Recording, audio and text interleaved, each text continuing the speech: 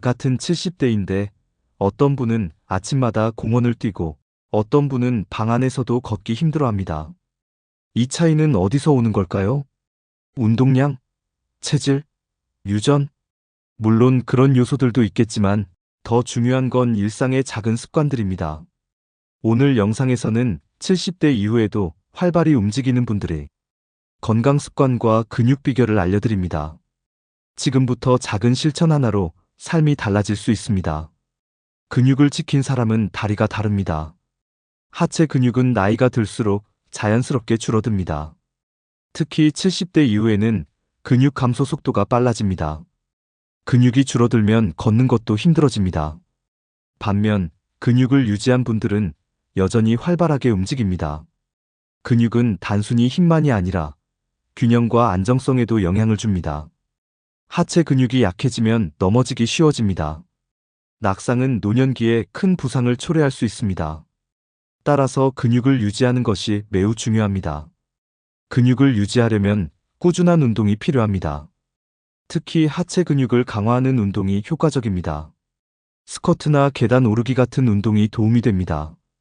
이러한 운동은 근육을 자극하고 유지하는 데 효과적입니다. 또한 일상생활에서도 활동량을 늘리는 것이 좋습니다. 예를 들어 엘리베이터 대신 계단을 이용하는 습관을 들일 수 있습니다.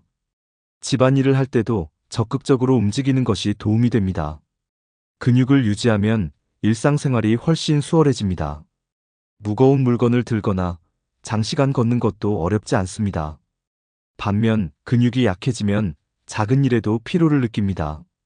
따라서 근육을 유지하는 것이 삶의 질을 높이는 데 중요합니다. 근육을 유지하려면 꾸준한 노력이 필요합니다. 하루에 30분 정도의 운동을 목표로 할 수 있습니다. 운동은 무리하지 않고 자신의 체력에 맞게 조절해야 합니다. 처음에는 가벼운 운동부터 시작하는 것이 좋습니다. 예를 들어 가벼운 스트레칭이나 걷기부터 시작할 수 있습니다. 점차 운동 강도를 높여가는 것이 효과적입니다. 운동을 할 때는 올바른 자세를 유지하는 것이 중요합니다. 잘못된 자세는 부상을 초래할 수 있습니다. 운동 전후에는 스트레칭을 통해 근육을 이완시켜야 합니다. 이는 부상을 예방하고 운동 효과를 높이는 데 도움이 됩니다. 근육을 유지하려면 영양 섭취도 중요합니다. 특히 단백질 섭취가 근육 유지에 큰 역할을 합니다. 식사에 단백질이 풍부한 식품을 포함시키는 것이 좋습니다. 예를 들어 생선, 두부, 달걀 등이 있습니다. 이러한 식품은 근육 형성에 필요한 영양소를 제공합니다. 또한 충분한 수분 섭취도 중요합니다. 물을 자주 마시는 습관을 들이는 것이 좋습니다. 수분은 근육의 기능을 유지하는 데 도움이 됩니다. 근육을 유지하려면 충분한 휴식도 필요합니다. 운동 후에는 충분한 휴식을 통해 근육을 회복시켜야 합니다. 수면도 근육 회복에 중요한 역할을 합니다. 하루에 7시간에서 8시간 정도의 수면을 취하는 것이 좋습니다. 규칙적인 수면 습관을 유지하는 것이 중요합니다. 스트레스 관리도 근육 유지에 영향을 줍니다. 스트레스는 근육의 긴장을 초래할 수 있습니다. 명상이나 호흡 운동을 통해 스트레스를 관리할 수 있습니다. 긍정적인 마인드를 유지하는 것도 도움이 됩니다. 사회적 활동에 참여하는 것도 근육 유지에 긍정적인 영향을 줍니다. 친구나 가족과의 교류는 활동량을 늘리는 데 도움이 됩니다. 이러한 활동은 정신 건강에도 긍정적인 영향을 줍니다. 결국 근육을 유지하는 것은 전반적인 건강을 지키는 데 중요합니다. 매일의 습관이 움직임을 만든다. 잘 걷는 사람과 걷지 못하는 사람의 가장 큰 차이는 하루의 습관입니다. 매일 아침 같은 시간에 일어나 가볍게 몸을 푸는 것부터 다릅니다. 걷기 전 간단한 스트레칭이나 물 한 잔 마시는 습관도 몸의 리듬을 만듭니다. 잘 움직이는 분들은 하루 중 특정 시간에 반드시 몸을 씁니다. 아침 산책, 점심 후 정리정돈, 저녁 가벼운 정원 손질까지 활동이 꾸준합니다. 그 시간들을 놓치지 않기 때문에 움직임도 자연스럽게 이어집니다. 반면 걷기 어려운 분들은 하루 대부분을 앉아서 보내는 경우가 많습니다. TV 앞이나 침대에서 보내는 시간이 길어지면 근육은 빠르게 줄어듭니다. 몸을 안 쓰면 안 쓸수록 더 움직이기 싫어지는 것이 인체의 특성입니다. 하루 종일 걷지 않아도 움직이기만 해도 달라질 수 있습니다. 설거지를 하며 까치발을 들어보거나 의자에 앉았다 일어서기를 반복해도 좋습니다. 매일 습관처럼 하는 동작이 쌓여서 체력을 지탱합니다. 정해진 시간에 걷고 정해진 시간에 쉬는 것도 중요합니다. 수면과 식사 활동 시간을 일정하게 유지하면 에너지도 유지됩니다. 하루에 몇 번이라도 몸을 의식적으로 움직이는 것이 핵심입니다. 장 보러 갈 때 일부러 멀리 주차하거나 엘리베이터 대신 계단을 이용할 수 있습니다. 짧은 거리라도 자주 걷는 것이 힘을 지키는 방법입니다. 몸이 무거운 날은 스트레칭이라도 빠뜨리지 않는 것이 좋습니다. 이런 습관은 시간이 지날수록 확실한 차이를 만듭니다. 잘 걷는 사람은 의자에 앉을 때도 무릎 각도를 유지하며 앉습니다. 다리를 꼬지 않고 허리를 펴고 앉는 습관이 자세에 영향을 줍니다. 앉은 자세가 흐트러지면 오래 앉아 있어도 금방 피로해집니다. 자세가 흐트러지면 하체 힘도 약해집니다. 자신의 자세와 생활 습관을 점검해 보는 것이 중요합니다. 집에만 있어도 할 수 있는 습관들이 많습니다. 전화 통화를 하면서 제자리 걷기를 하거나 음악을 들으며 다리를 들어 올릴 수 있습니다. 처음에는 불편해도 반복하면 몸이 익숙해집니다. 움직임을 습관처럼 들여놓으면 하루가 훨씬 짧고 활기차게 느껴집니다. 움직이는 시간과 쉬는 시간의 균형도 중요합니다. 너무 많이 앉아 있으면 그만큼 일어나기도 힘들어집니다. 앉을 때마다 몇 초간 엉덩이와 허벅지에 힘을 줘보는 것도 좋은 자극이 됩니다. 움직이는 것을 의무가 아니라 일상으로 받아들이는 시선이 필요합니다. 잘 걷는 사람들은 운동이라기보다는 생활의 일부로 움직입니다. 힘든 운동보다 반복 가능한 습관이 훨씬 오래갑니다. 처음에는 하루에 한 가지씩만 실천해보는 것이 좋습니다. 예를 들어 밥 먹고 바로 눕지 않고 10분 정도 걷기만 해도 큰 차이를 만듭니다. 이렇게 단순한 습관이 한 달, 세 달, 1년 후를 바꿉니다. 하루 일과를 짜는데 운동 시간을 아예 넣어보는 것도 방법입니다.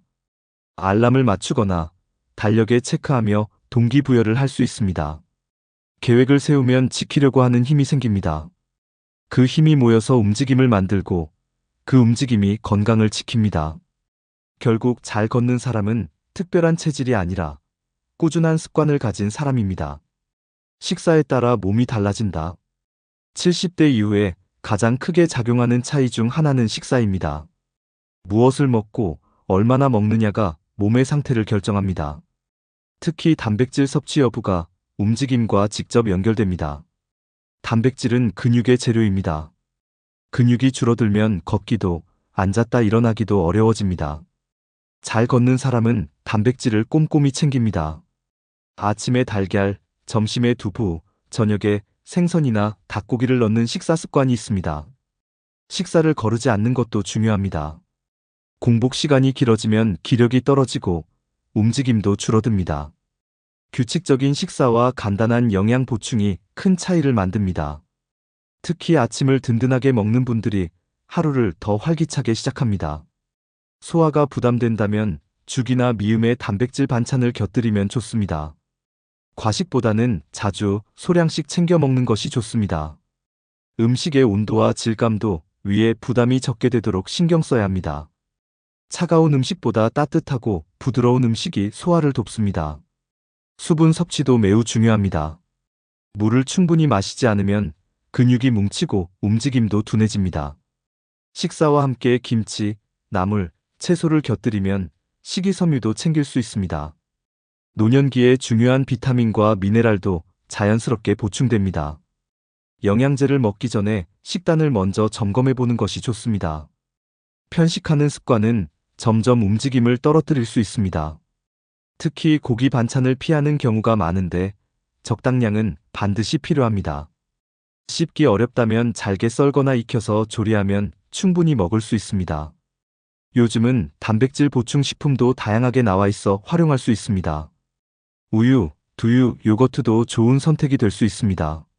하루에 몇 번 단백질을 섭취했는지 체크하는 습관도 도움이 됩니다.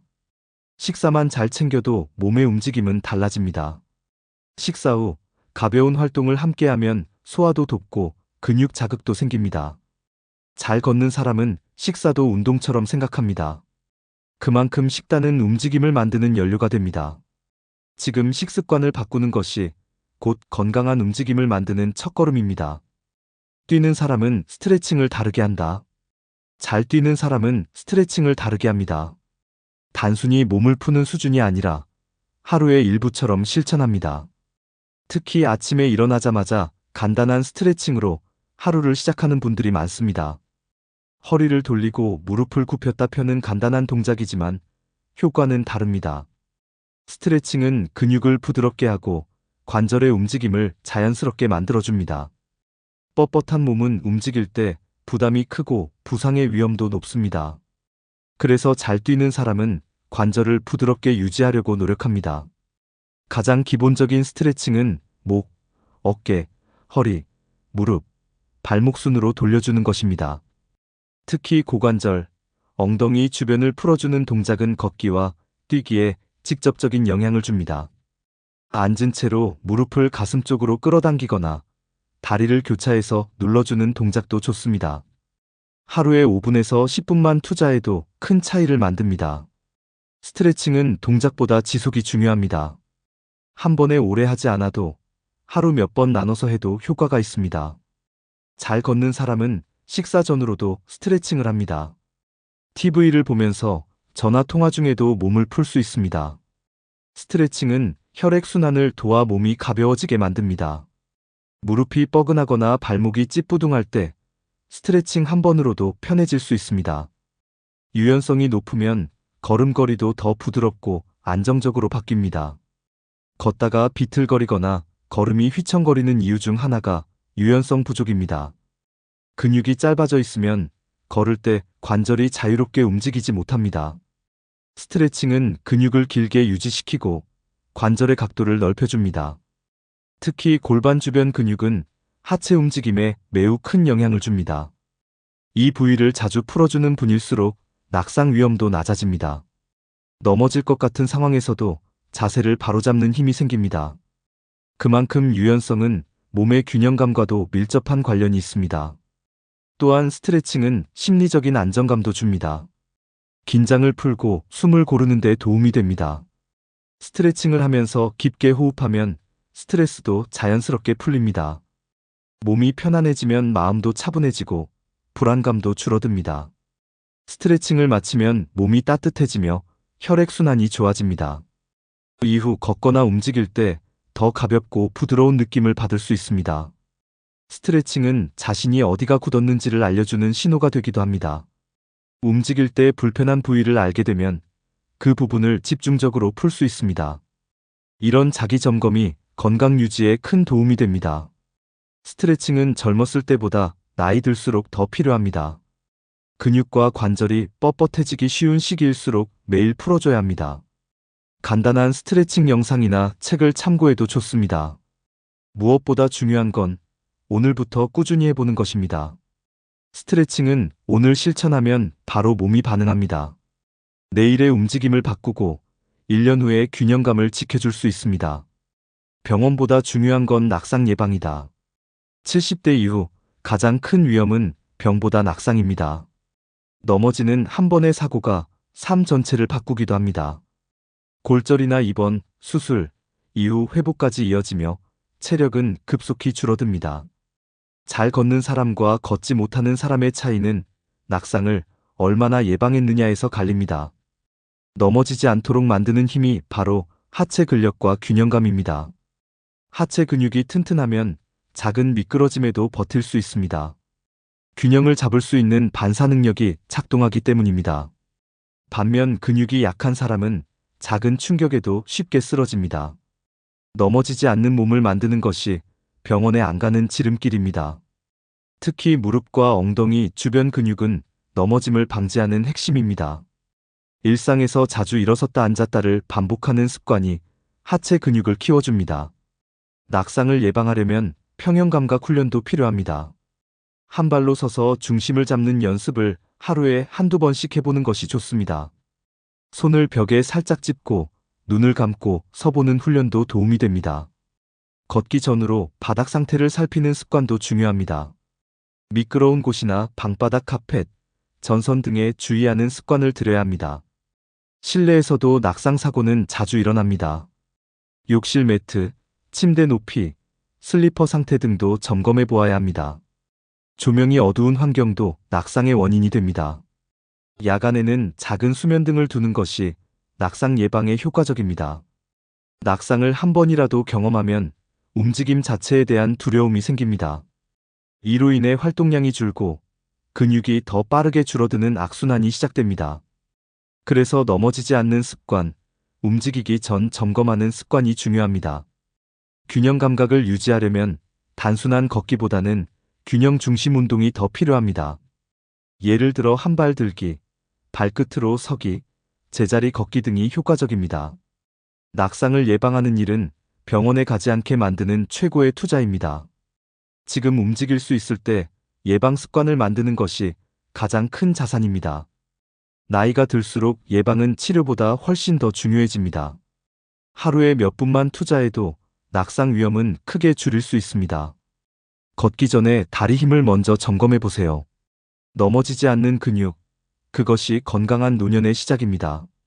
같은 나이지만 어떤 사람은 뛰고 어떤 사람은 침대에서 겨우 일어납니다. 그 차이는 하루의 작은 습관에서 시작됩니다.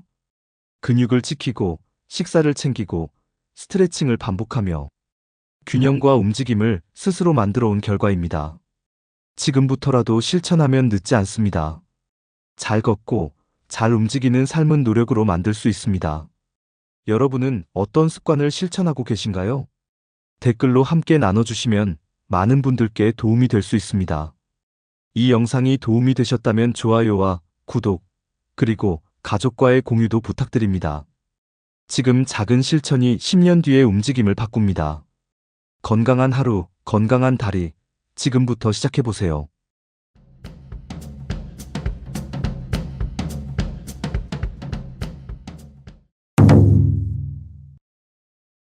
갑자기 몸이 안 좋아졌다는 말을 가장 많이 듣는 나이가 있습니다. 바로 75세 전후입니다. 그전까지는 큰 병 없이 잘 지냈던 분들도 이 나이를 넘기며 급격히 약해지는 걸 느낍니다. 팔, 다리가 자주 저리고 숨이 차고 기억력도 예전 같지 않다는 말이 나옵니다. 주변을 둘러보면 이런 변화는 드문 일이 아닙니다. 분명히 어제까지는 괜찮았던 것 같은데 오늘은 어딘가 다르다는 느낌이 들기 시작합니다. 자꾸 체력이 떨어지고 활동 반경이 좁아지고 사람을 만나는 횟수도 자연스럽게 줄어듭니다. 많은 분들이 이렇게 말합니다. 내가 뭘 잘못했는지도 모르겠어.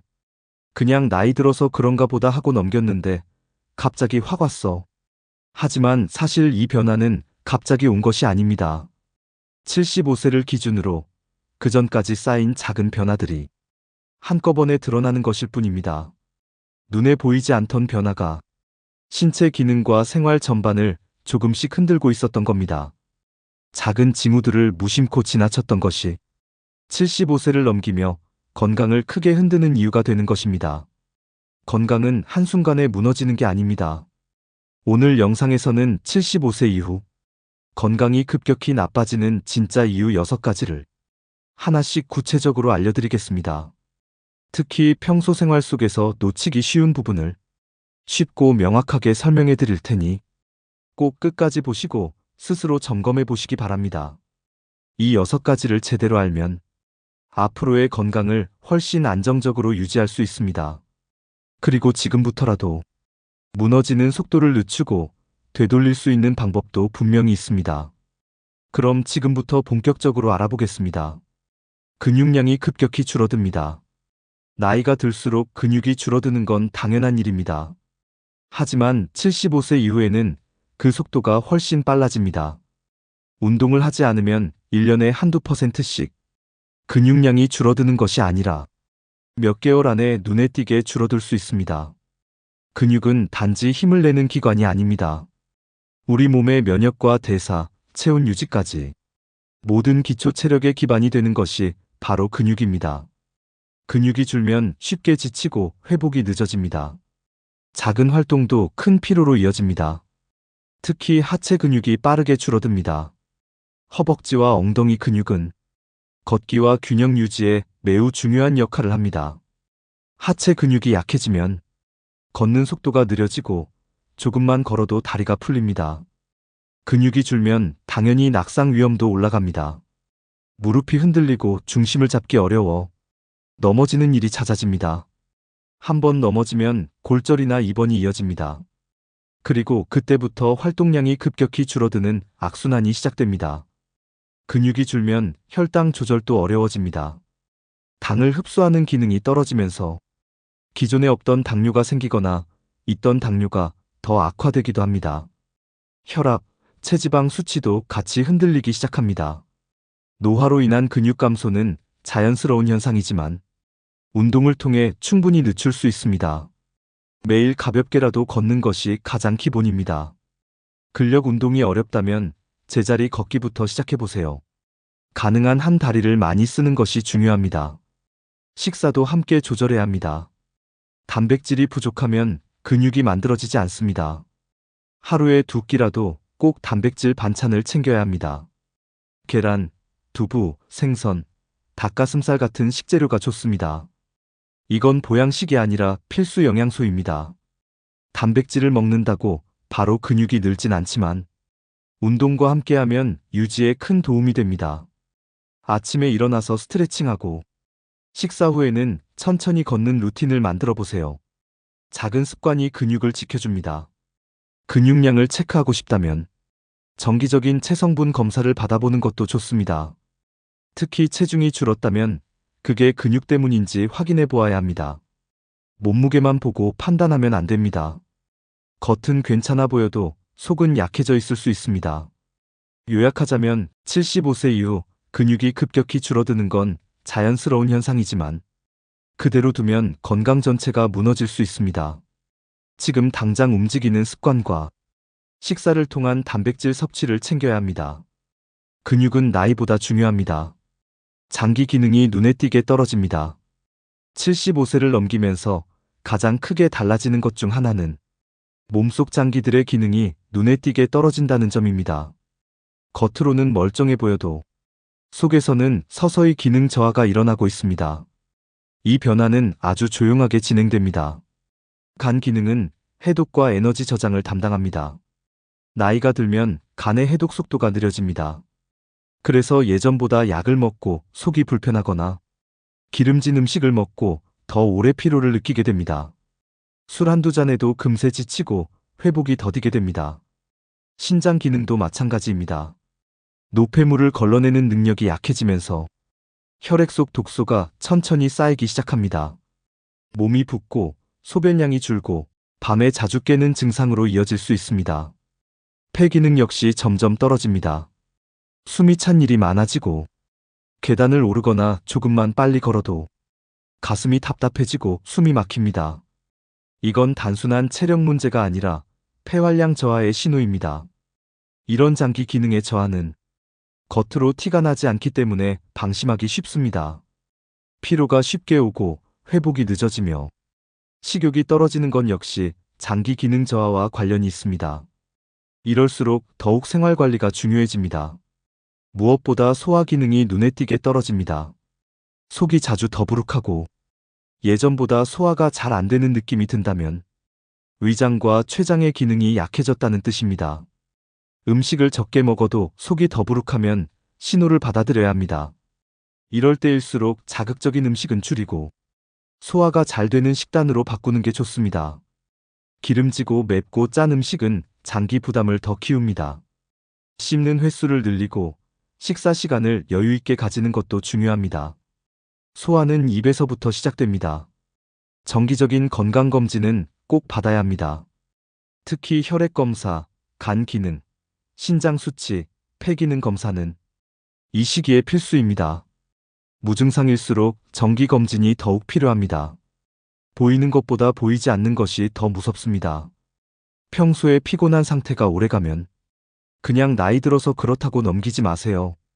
몸속 장기들이 더 이상 회복 속도를 따라가지 못하고 있다는 신호일 수 있습니다. 이럴 땐 휴식뿐 아니라 식단과 수면까지 점검해야 합니다. 회복력이 떨어졌다면 관리 방식도 바뀌어야 합니다.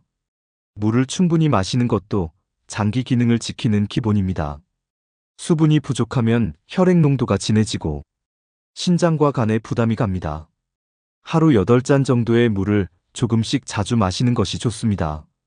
물을 챙기는 습관이 건강을 지켜줍니다. 요약하자면 75세 이후 눈에 띄는 장기 기능 저하는 조용하지만 확실하게 건강을 흔듭니다.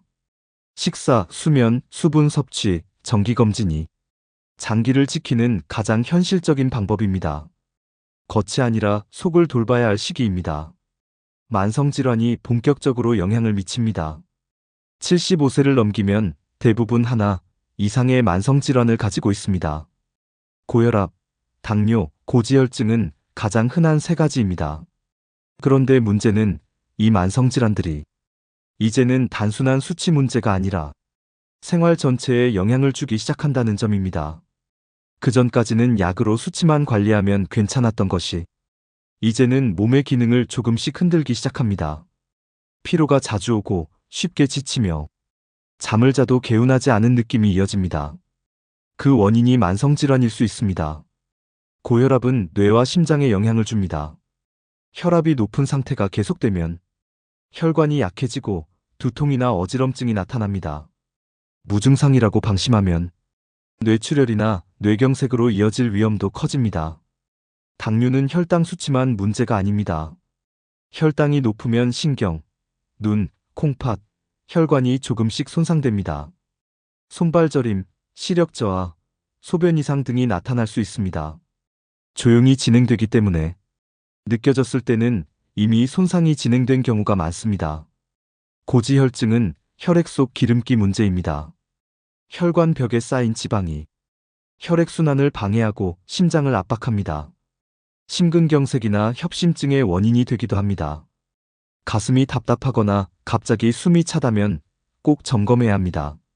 이런 만성질환은 서로 영향을 주고받습니다. 혈압이 오르면 혈당도 흔들리고 혈당이 불안정하면 콜레스테롤도 불안해집니다. 하나만 문제여도 결국 셋 다 함께 흔들릴 수 있습니다. 그래서 통합관리가 필요합니다. 중요한 건 꾸준함입니다. 약을 꾸준히 복용하고 식사, 운동, 수면을 일정하게 유지하는 것이 수치 이상으로 건강을 지키는 핵심입니다. 조금 괜찮아졌다고 약을 끊는 건 가장 위험한 행동입니다. 음식을 조절하는 것도 필수입니다. 짜고 기름진 음식, 단 음료나 간식을 줄이고 채소, 생선, 통곡물 위주의 식단을 만들어야 합니다. 양을 줄이기보다 균형을 맞추는 것이 중요합니다. 좋은 식습관이 약보다 더 큰 약이 될 수 있습니다. 걷기 운동은 만성질환 관리에 아주 효과적입니다. 무리하지 않는 선에서 하루 30분 정도 걷기나 가벼운 스트레칭을 하는 것만으로도 혈압과 혈당 조절에 도움이 됩니다. 운동은 약과 함께 가야 진짜 효과가 납니다. 스트레스도 큰 영향을 줍니다. 스트레스를 받으면 혈압과 혈당이 급격히 오릅니다. 몸은 긴장 상태가 되며 호르몬 균형이 무너집니다. 마음을 편하게 유지하려는 노력도 관리의 일부입니다. 심신이 함께 안정되어야 만성질환도 잦아듭니다. 요약하자면 75세 이후에는 만성질환이 몸 전체에 영향을 미치기 시작합니다. 수치 관리에서 생활 관리로 넘어가야 합니다. 꾸준한 약 복용, 식습관 조절, 운동, 스트레스 관리까지 전반적인 루틴을 정리해야 건강을 지킬 수 있습니다. 균형 감각이 떨어지며 낙상 위험이 커집니다. 75세 이후 가장 큰 건강 위협 중 하나가 낙상입니다. 이전에는 잘 걷고 움직이던 분들도 조금만 방심하면 넘어지게 되는 경우가 많아집니다. 이유는 바로 균형 감각과 반응 속도의 저하 때문입니다. 몸이 기울었을 때 재빨리 중심을 잡는 능력이 떨어지기 시작하는 겁니다. 젊었을 때는 발이 살짝 걸려도 금세 중심을 잡지만 나이가 들면 같은 상황에서도 쉽게 넘어집니다. 이건 단순히 힘이 약해서가 아니라 몸이 균형을 잡는 능력이 서서히 떨어졌기 때문입니다. 그런데 이 변화는 평소엔 잘 느껴지지 않습니다. 어느 날 갑자기 넘어지면서 비로소 몸이 예전 같지 않다는 걸 알게 됩니다. 골절은 그 자체보다 회복 과정이 훨씬 더 힘들고 오래 갑니다. 엉덩이, 골반, 허벅지 쪽 뼈가 부러지면 입원 기간도 길고 이후 걷는데도 큰 제약이 생깁니다. 특히 낙상 후 두려움이 생기면 스스로 움직이려는 의욕도 줄어듭니다. 이로 인해 활동량이 줄고 근육과 장기 기능이 더 빠르게 저하됩니다. 건강이 연쇄적으로 무너지는 출발점이 되는 셈입니다. 넘어지는 원인은 다양합니다. 근육 약화, 시력 저하, 청력 저하, 집안의 미끄러운 바닥, 낮은 턱, 어두운 조명 등 작은 것들이 모여 큰 사고로 이어집니다. 그래서 미리 대비하는 게 중요합니다. 가장 먼저 할 일은 집 안 구조를 점검하는 겁니다. 욕실, 부엌, 복도 같은 자주 지나가는 곳에 미끄럼 방지 매트를 깔고 턱이나 문지방을 제거하는 게 좋습니다. 밤에는 센서 등이나 야간 등을 켜두면 시야가 확보돼 넘어질 위험이 줄어듭니다. 이동할 때 보조기구를 사용하는 것도 도움이 됩니다. 지팡이나 보행기를 부담스러워하지 말고 필요할 때는 꼭 활용하세요. 균형을 잡는 데 큰 도움이 되며 넘어질 가능성을 줄여줍니다. 걷기 운동도 균형 감각을 유지하는 데 매우 중요합니다. 일주일에 5번 이상, 하루 30분 정도 걷는 것만으로도 하체 근육과 균형 잡는 능력이 유지됩니다. 가능하다면 계단 오르기나 실내 스트레칭도 병행하세요. 몸을 정기적으로 움직이는 것이 핵심입니다. 평형 감각을 자극하는 운동도 추천합니다. 두 발을 붙이고 눈을 감고 서 있는 연습, 한 발로 5초 서 있기 같은 간단한 훈련도 몸의 반사신경을 되살리는 데 도움이 됩니다. 이런 훈련은 하루 몇 분이면 충분합니다. 요약하자면 75세 이후에는 균형 감각이 크게 떨어지며 그 결과 낙상 위험이 매우 커집니다. 이로 인한 골절과 회복 지연은 건강 전체를 급격히 나쁘게 만들 수 있습니다. 예방이 최선입니다. 준비된 환경과 꾸준한 훈련이 필요합니다.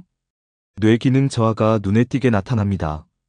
75세를 넘기면 많은 분들이 기억력이 약해졌다고 느낍니다.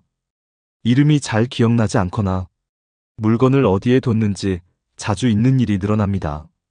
이런 증상은 단순한 건망증이 아니라 뇌 기능의 자연스러운 저하일 수 있습니다. 기억력뿐 아니라 집중력, 계산 능력, 언어 사용 능력 등 다양한 인지 기능이 서서히 떨어지기 시작합니다.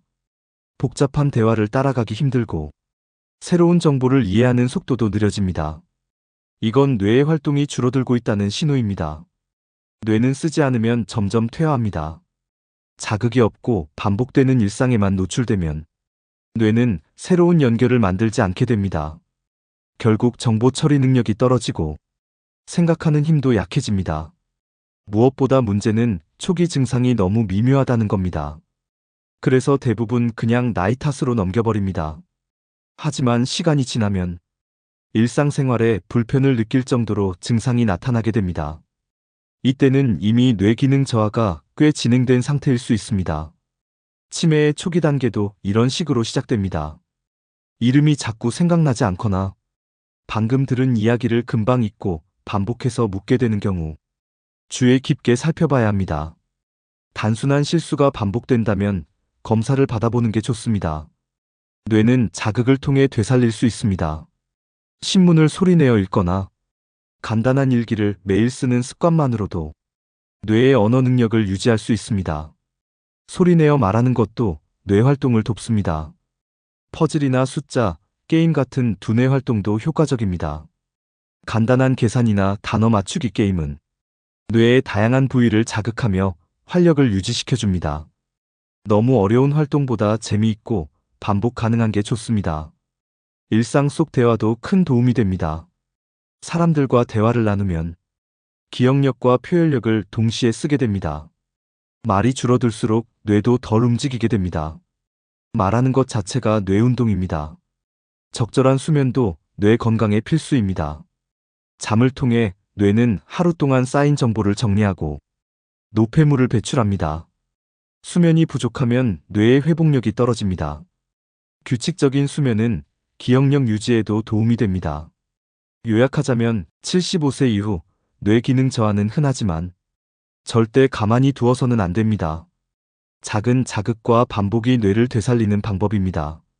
읽고 쓰고 말하고 듣는 것, 이 모든 것이 뇌를 건강하게 만드는 길입니다. 사회적 고립이 신체 건강까지 무너뜨립니다. 75세 이후에는 관계가 자연스럽게 줄어듭니다. 직장을 떠나고 친구와의 연락도 뜸해지고 혼자 있는 시간이 점점 늘어납니다. 문제는 이 고립이 마음뿐 아니라 몸까지 약하게 만든다는 점입니다. 사회적 고립은 건강에 직접적인 영향을 미칩니다. 사람과의 연결이 끊기면 가장 먼저 정신 건강이 흔들립니다. 우울감, 외로움, 무기력함이 늘고 아무것도 하기 싫다는 생각이 자주 듭니다. 이 상태가 지속되면 일상 자체가 무너집니다. 의욕이 사라지면 식사도 대충 하게 됩니다. 끼니를 거르거나 간단한 음식만 먹게 되고 몸은 점점 약해집니다. 활동량도 줄어들고 체력은 급격히 떨어집니다.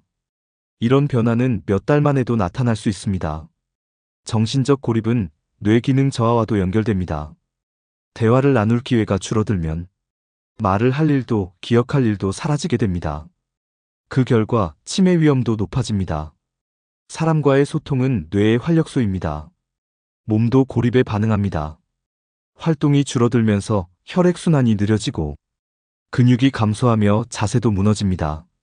이로 인해 낙상이나 만성 통증이 더 쉽게 생깁니다.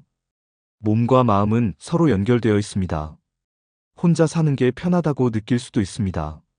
하지만 진짜 고립은 스스로도 모르게 찾아옵니다. 말할 사람이 없다.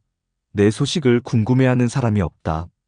이런 생각이 들기 시작하면 이미 고립이 시작된 것입니다. 관계는 의도적으로 유지해야 합니다.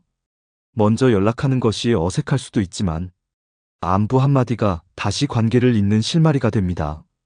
전화, 문자, 영상통화 모두 소중한 연결입니다.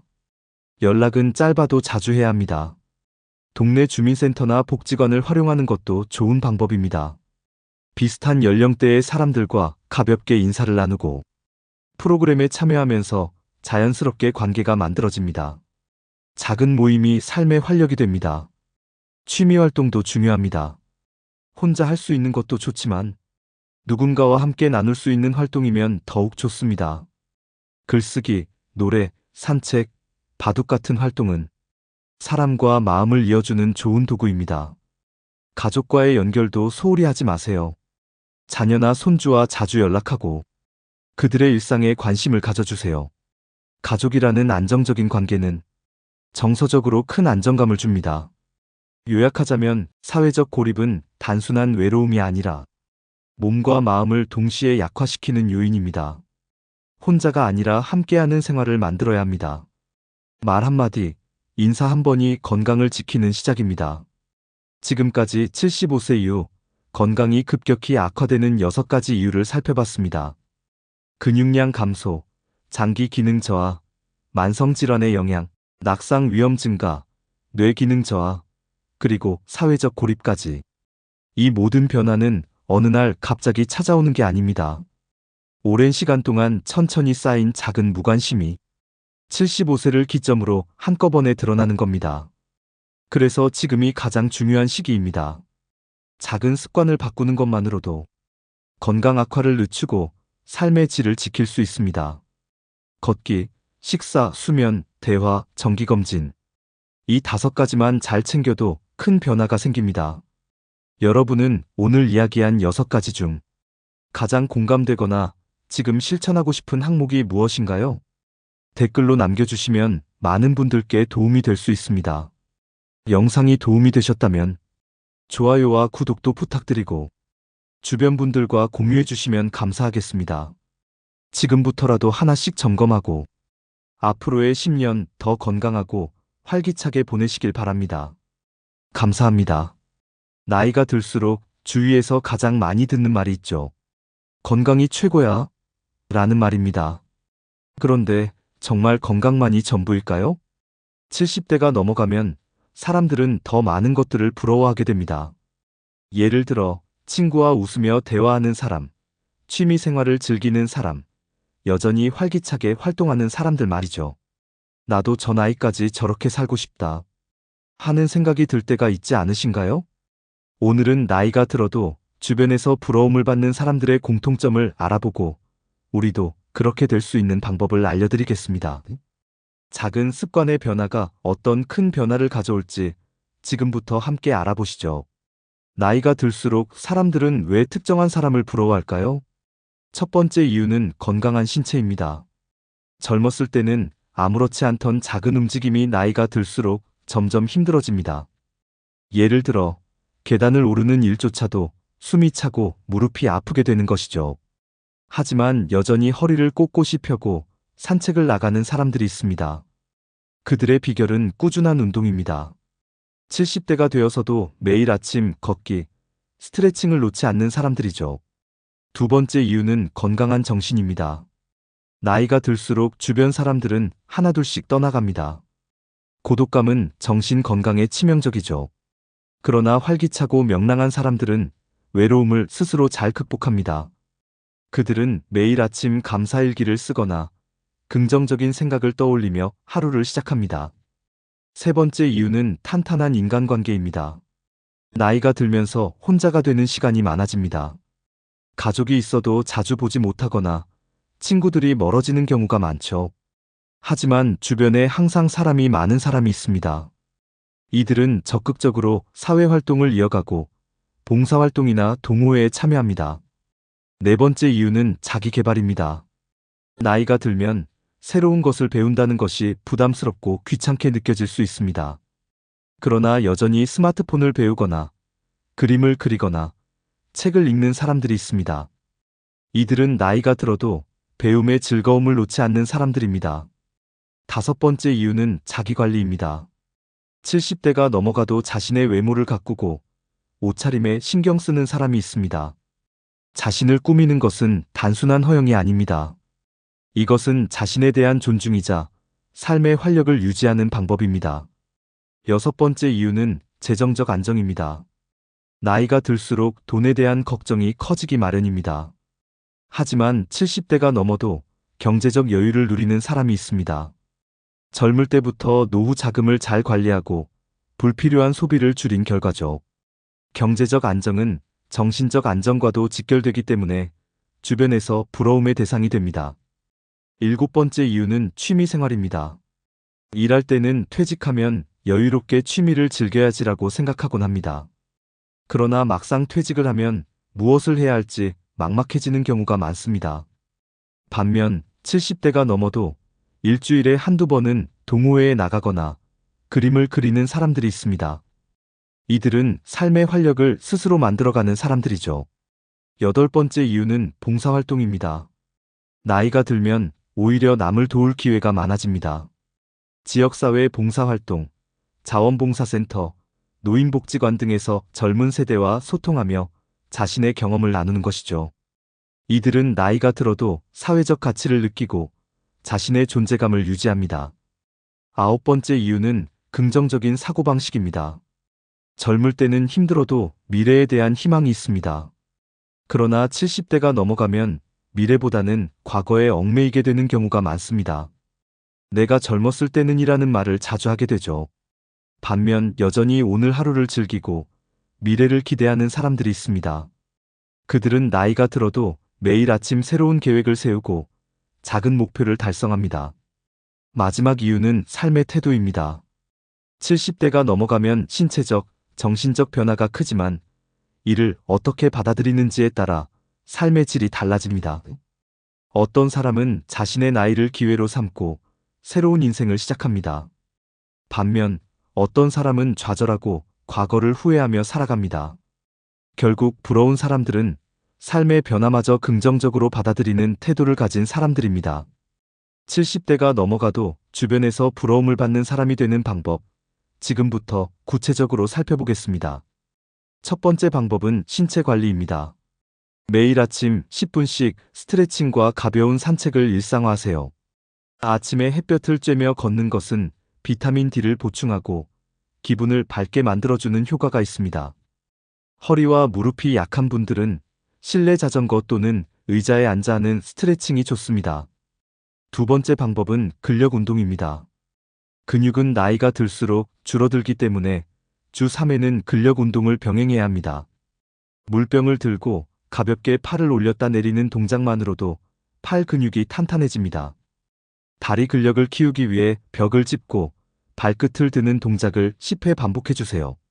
이 동작은 넘어짐을 예방하고 하체 근력을 강화하는 데 효과적입니다. 세 번째 방법은 올바른 식습관 유지입니다. 식사 시 채소와 단백질을 중심으로 한 균형 잡힌 식단을 구성하는 것이 중요합니다. 매 끼니에 색깔이 다른 채소 3가지 이상을 섭취하면 영양 균형이 맞춰집니다. 특히 등 푸른 생선과 견과류는 오메가-3가 풍부해 뇌 건강을 지키는 데 효과적입니다. 또한 소금과 설탕의 섭취를 줄이고 가공식품은 피하는 것이 좋습니다. 네 번째 방법은 긍정적인 생각을 유지하는 습관입니다. 아침에 일어나자마자 거울을 보고 미소 짓기를 해보세요. 심리학 연구에 따르면 억지로 웃기만 해도 뇌는 행복 호르몬을 분비한다고 합니다. 또 하루를 시작하며 오늘 감사한 일 3가지를 떠올려 보는 것도 좋습니다. 작은 것이라도 좋습니다. 오늘 날씨가 좋아서 기분이 좋다 같은 사소한 일이라도 기록해 보세요. 5번째 방법은 사회적 활동에 참여하기입니다. 퇴직 후에는 사회적 관계망이 좁아지기 쉽습니다. 하지만 지역복지관이나 주민센터에서 제공하는 프로그램에 참여해보세요. 독서 모임, 그림 그리기 교실, 스마트폰 사용법 강해 등 다양한 활동이 준비되어 있습니다. 새로운 사람들과의 만남은 뇌를 자극해 치매 예방에도 효과적입니다. 6번째 방법은 자원봉사 활동 참여입니다. 남을 돕는 일은 자신의 존재 가치를 확인하는 시간이 됩니다. 예를 들어 초등학생들에게 책을 읽어주는 봉사활동은 즐거움과 성취감을 동시에 얻을 수 있는 기회입니다. 또 다른 예로 지역 경로당에서 요리나 간단한 운동을 가르치는 활동도 추천드립니다. 이런 활동을 통해 새로운 사람들과 교류하며 외로움을 줄일 수 있습니다. 7번째 방법은 취미 생활을 만드는 것입니다. 취미는 자신만의 시간을 즐기고 삶의 활력을 유지하는 중요한 요소입니다. 글쓰기를 좋아한다면 하루에 10분씩 일기를 쓰거나 추억을 기록하는 회고록을 써보는 것도 좋습니다. 손재주가 있다면 뜨개질, 자수, 목공 같은 손작업을 추천합니다. 이런 활동은 소근육을 자극해 뇌를 활성화시키는 효과가 있습니다. 8번째 방법은 학습을 통한 자기 개발입니다. 스마트폰이 낯설다면 자녀나 손주에게 스마트폰 사용법을 배워보세요. 배움을 두려워하지 않는 태도는 자존감을 높여주고 주변에서도 부러운 시선을 받게 만듭니다. 또한 새로운 언어를 배우거나 온라인 강좌를 듣는 것도 추천합니다. 나이가 들어도 새로운 것을 배울 수 있다는 자신감을 얻게 됩니다. 9번째 방법은 정기적인 건강검진입니다. 70대 이후에는 1년에 한 번 이상 건강검진을 받는 것이 필수적입니다. 특히 심장, 혈압, 당뇨, 뇌 건강 체크는 필수 항목입니다. 작은 증상도 방치하지 말고 조기 발견해 치료하는 것이 건강을 유지하는 비결입니다. 10번째 방법은 수면 습관 개선하기입니다. 나이가 들수록 잠이 얕아지고 자주 깨는 일이 많아집니다. 저녁 7시 이후에는 카페인 섭취를 줄이고 가벼운 스트레칭으로 몸을 이완시켜주세요. 또한 잠들기 전 따뜻한 물로 족욕을 하면 숙면을 유도하는 데 도움이 됩니다. 11번째 방법은 긍정적인 마인드셋 유지하기입니다. 나이가 들어도 하루를 시작할 때 긍정적인 목표를 세우고 작은 성취감을 쌓아가는 습관을 들이면 삶이 더욱 활기차집니다. 다음은 사례입니다. 첫 번째 사례는 75세 김영수 씨입니다. 김영수 씨는 은퇴 후 집에서 TV만 보며 시간을 보냈습니다. 그러다 보니 허리와 무릎이 약해지고 점점 외출이 귀찮아졌습니다. 친구들 모임에도 나가기 싫어졌고 우울한 날이 많아졌죠. 그러던 중 우연히 근처 복지관에서 노인 체조 교실이 열린다는 소식을 듣고 참여하게 되었습니다. 처음엔 몸이 뻣뻣해 따라가기 힘들었지만 일주일에 3번씩 빠지지 않고 참여했습니다. 3개월이 지난 지금 그는 허리 통증이 줄어들고 걸음걸이도 훨씬 가벼워졌습니다. 체조 교실에서 만난 사람들과 커피 한 잔 나누며 대화하는 시간도 큰 즐거움이 되었습니다. 김영수 씨는 예전엔 그냥 텔레비전만 보던 시간이 지금은 웃고 떠들며 보내는 시간이 되었다며 활짝 웃었습니다. 두 번째 사례는 72세 이정순 씨입니다. 이정순 씨는 남편을 먼저 떠나보내고 혼자가 되었습니다. 친구들도 하나둘씩 멀어지면서 외로움이 점점 커졌습니다. 딸이 엄마 일기를 써보는 건 어때? 라고 권유했습니다. 처음엔 막막했지만 매일 아침 일어나서 감사한 일 3가지를 적는 것으로 시작했습니다. 오늘 아침에 햇살이 참 예뻤다. 이웃이 준 떡이 맛있었다. 이렇게 사소한 것들을 적어가며 점점 마음이 편안해졌습니다. 어느 날 그녀는 자신의 일기를 모아 작은 수필집을 만들어 보기로 결심했습니다. 그 과정에서 글쓰기 모임에 나가면서 새로운 친구들도 사귀게 되었습니다. 이정순 씨는 처음엔 혼자가 너무 외로웠는데 이제는 내 글을 읽어주는 사람들이 생겼다며 행복해했습니다. 세 번째 사례는 78세 박순자 씨입니다. 박순자 씨는 평생 요리를 좋아했지만 나이가 들면서 힘이 빠져 요리를 멀리하게 되었습니다. 어느 날 그녀는 동네 노인복지관에서 요리 봉사자를 모집한다는 소식을 들었습니다. 나도 이 정도는 할 수 있겠지? 하는 마음으로 지원했습니다. 그녀는 아이들에게 김밥을 만들어주는 봉사활동에 참여하게 되었고 그 시간이 인생의 큰 즐거움이 되었습니다. 고맙습니다, 할머니. 라고 말하는 아이들의 밝은 웃음에 삶의 보람을 느끼게 되었습니다. 그 후로 그녀는 주 1회씩 봉사활동을 나가며 요리 실력을 나누고 있습니다. 박순자 씨는 이젠 나도 필요한 사람이 되었다는 느낌이 든다며 미소를 지었습니다. 네 번째 사례는 81세 최명자 씨입니다. 최명자 씨는 고혈압과 당뇨로 병원 신세를 자주 지게 되었습니다. 의사로부터 운동을 해야 합니다. 라는 말을 듣고 일주일에 3번 공원에서 걷기를 시작했습니다. 처음엔 10분도 걷기 힘들었지만 조금씩 시간을 늘려 30분까지 걷게 되었습니다. 그러던 어느 날 그녀는 공원에서 만난 사람들과 자연스레 인사를 나누게 되었고 산책 동호회에 가입하게 되었습니다. 어디 아프신 곳 없으세요? 요즘 날씨가 참 좋죠? 이런 작은 대화들이 그녀의 마음을 점점 밝게 만들었습니다. 최명자 씨는 이제는 혼자 걷지 않고 같이 걷는 친구들이 생겨서 더 행복하다고 말했습니다. 다섯 번째 사례는 70세 김정호 씨입니다. 김정호 씨는 퇴직 후 스마트폰 사용이 어려워 친구들과 연락이 끊기는 경우가 많았습니다. 손주와 연락하고 싶어도 카카오톡 사용이 익숙하지 않아 답답했습니다. 그러던 중 지역 주민센터에서 스마트폰 교육 강좌가 열린다는 소식을 듣고 참여하게 되었습니다. 강의 첫날 그는 글씨를 크게 설정하는 방법, 사진 찍는 방법, 카카오톡 메시지 보내는 법을 배웠습니다. 강의가 끝난 후 그는 손주에게 사진을 보내고 친구들과 단체 채팅방에서 대화를 나누게 되었습니다. 김정호 씨는 이제는 나도 손주들과 실시간으로 대화할 수 있게 되었다며 웃었습니다. 그 후로 그는 스마트폰으로 유튜브 강의를 듣거나 그림 그리기 앱을 활용해 새로운 취미도 시작했습니다.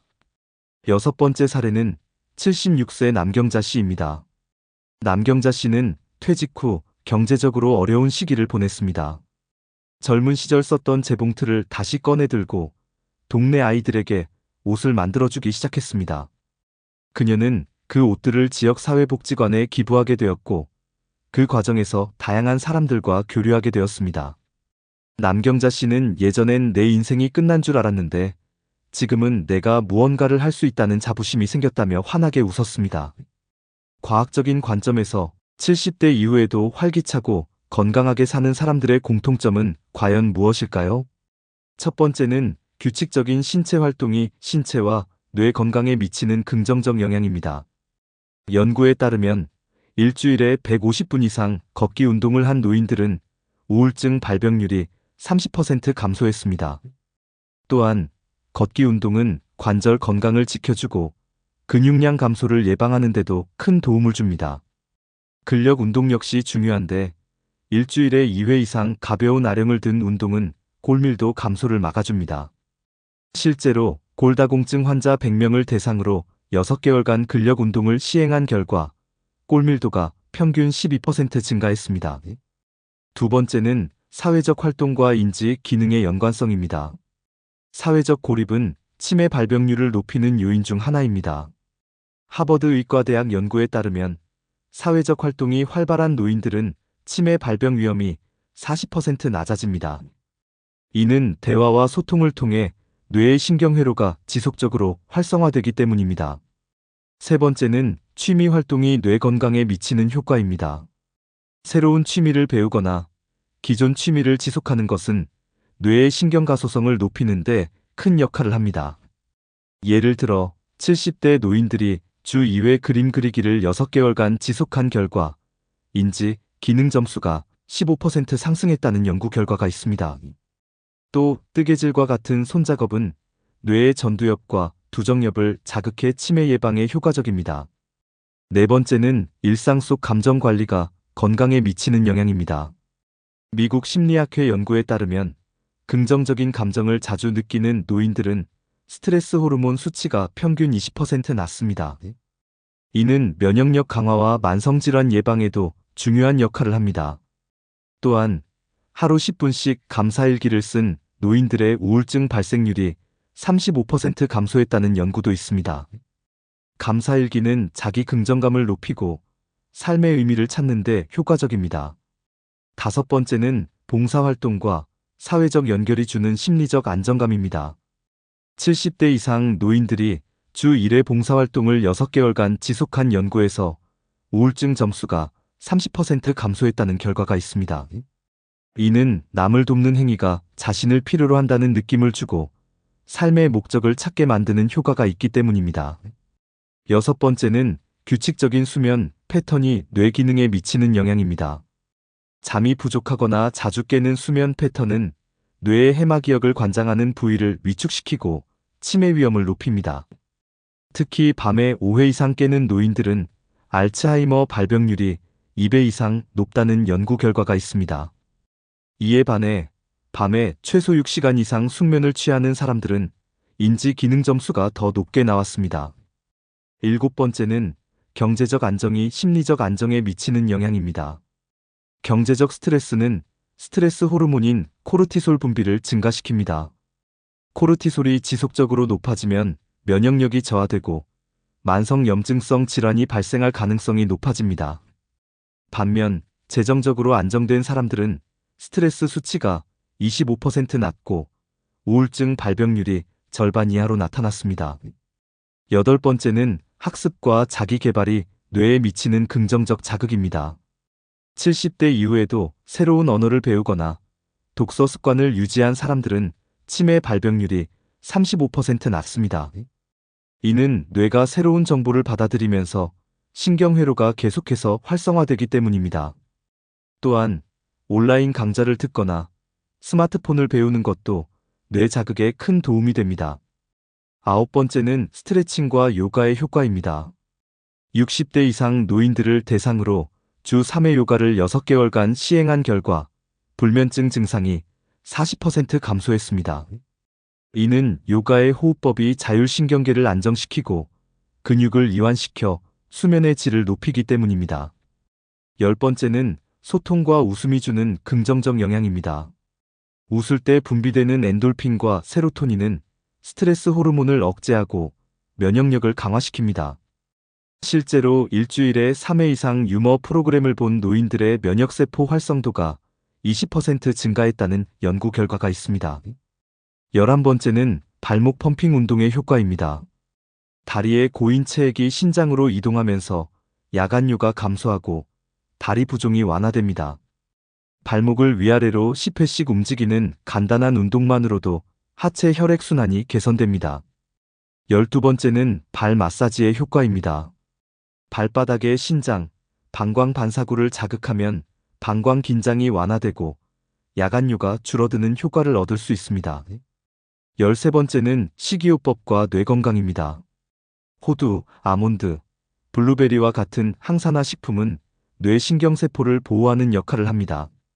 특히 오메가3가 풍부한 등 푸른 생선은 기억력 저하를 예방하는 데 도움을 줍니다. 14번째는 수분 섭취 시간 조정입니다. 오후 7시 이후에는 물 섭취를 줄이고 낮 시간에 충분히 마시는 습관이 야간류를 줄이는데 효과적입니다. 그렇다면 어떻게 실천할 수 있을까요? 70대 이후에도 주변에서 부러움을 받는 사람이 되기 위해서는 꾸준한 실천이 중요합니다. 첫 번째 단계는 아침 루틴 만들기입니다.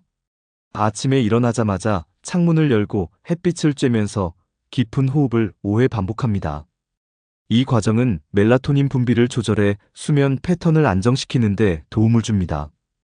이어서 10분간 가벼운 스트레칭을 합니다. 목과 어깨를 풀어주고 손목과 발목을 천천히 돌려주면서 관절을 이완시킵니다. 마지막으로 하체 근력 운동을 추가합니다.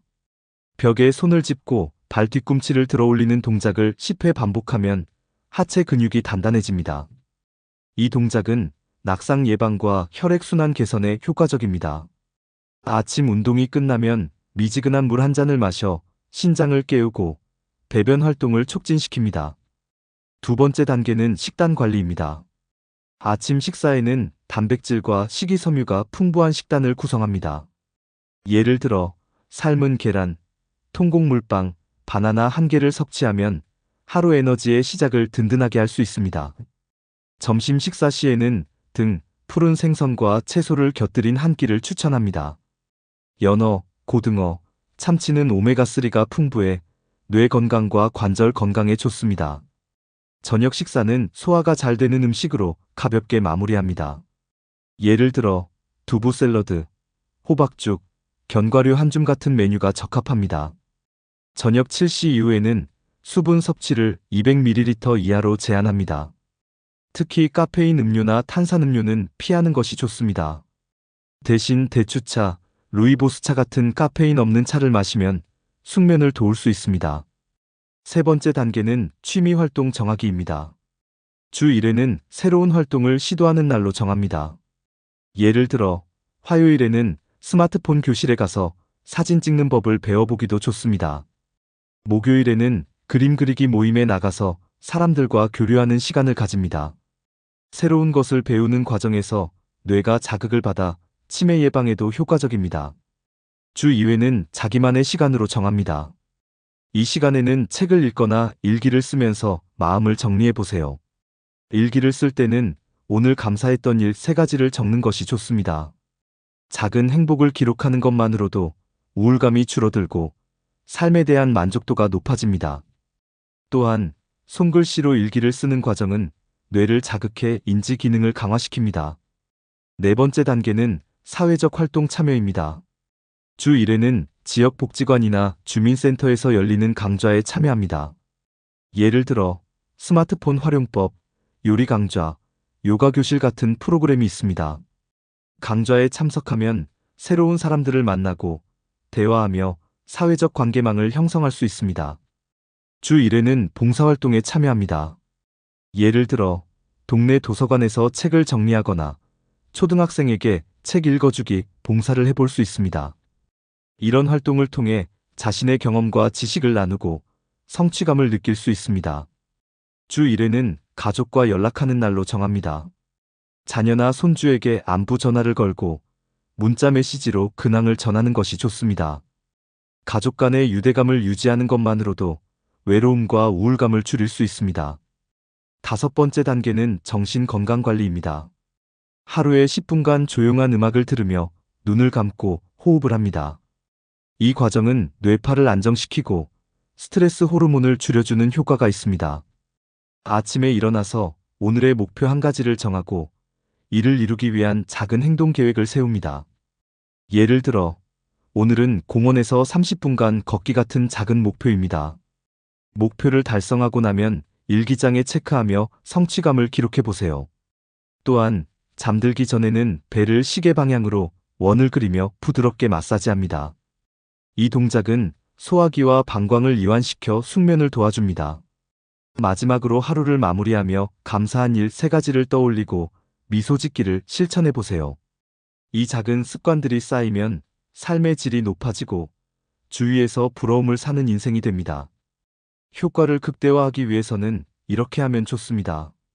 70대 이후에도 활기차고 건강한 삶을 살기 위해서는 지속적인 관리와 작은 습관의 반복이 중요합니다. 첫 번째 팁은 아침을 건강하게 시작하는 것입니다.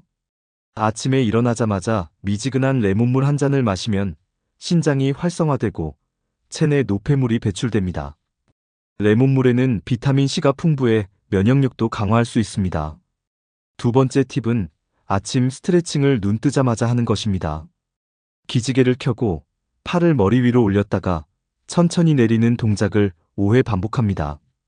이 동작은 혈액순환을 촉진하고 몸과 마음을 깨우는데 효과적입니다. 세 번째 팁은 계단 대신 걷기입니다. 엘리베이터 대신 계단을 이용하면 하체 근력 강화와 심폐기능 향상에 도움이 됩니다. 특히 무릎이 약한 분들은 손잡이를 잡고 천천히 올라가면서 근력 운동으로 활용할 수 있습니다. 네 번째 팁은 수분 섭취 패턴 조정하기입니다. 아침 9시부터 오후 2시까지는 집중적으로 물을 마시는 시간으로 정합니다. 반면 저녁 7시 이후에는 물 섭취를 최소화해 야간류를 예방할 수 있습니다. 다섯 번째 팁은 소금 섭취 줄이기입니다. 염분이 많은 음식은 혈압을 올리고 체액 저류를 유발합니다. 대신 칼륨이 풍부한 음식 바나나, 아보카도, 감자를 섭취하면 체내 나트륨 배출을 촉진시킬 수 있습니다. 여섯 번째 팁은 하루 한 가지 새로운 것 배우기입니다. 스마트폰으로 유튜브에서 요리 레시피 영상 하나를 보거나 간단한 외국어 단어 5개를 외워보는 것도 좋습니다. 새로운 것을 배울 때마다 뇌는 활성화되고 인지 기능이 유지됩니다. 일곱 번째 팁은 주 1회 문화생활 즐기기입니다. 가까운 공원에 산책을 나가거나 지역 도서관에서 무료 강의를 듣는 것도 좋은 방법입니다. 노인복지관에서 제공하는 무료 영화 상영회에 참여해도 새로운 사람들과 소통할 기회가 됩니다. 여덟 번째 팁은 손끝 자극하기입니다. 뜨개질, 십자수, 수공예 같은 손작업은 뇌의 전두엽과 두정엽을 자극해 치매 예방에 효과적입니다. 또한 손끝을 자극하면 혈액순환이 개선되고 신경계가 활발해집니다. 아홉 번째 팁은 주 1회 반신욕하기입니다.